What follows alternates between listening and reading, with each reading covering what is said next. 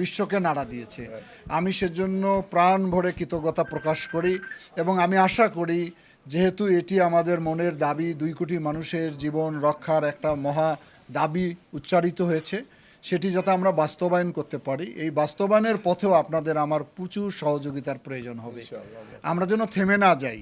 যতদিন পর্যন্ত এটি বাস্তবায়ন হবে না ততদিন আমিও যেমন লেগে থাকব, সরকারে থাকি, যেখানেই থাকি লেগে থাকবো, আপনারা আমার সঙ্গে থাকবেন। আপনারা অতীতে যেভাবে আমাকে সহযোগিতা দিয়েছেন সেজন্য তো আমি প্রাণ ভরে কৃতজ্ঞতা প্রকাশ করছি। বিশেষ করে রংপুর সাংবাদিকরা, ওনারা যেভাবে আমার সঙ্গে আষ্টে পিষ্টে লেগেছিলেন, উৎসাহ দিয়েছেন, উদ্দীপনা দিয়েছেন, আমাকে সামনে এগিয়ে যাওয়ার জন্য প্রেরণাও দিয়েছেন, সেটা আমাকে অনেকখানি আশান্বিত করে তুলেছে। আমরা সবাই রংপুরের মানুষ, বঞ্চনার শিকার হয়েছি দীর্ঘদিন। রংপুরের মানুষের উন্নয়ন হয়নি। আমি চেষ্টা করব যাতে রংপুরের মানুষের কর্মসংস্থান সহ অন্য অন্য বিষয়গুলোতে যাতে আমরা গুরুত্বপূর্ণ ভূমিকা রাখতে পারি।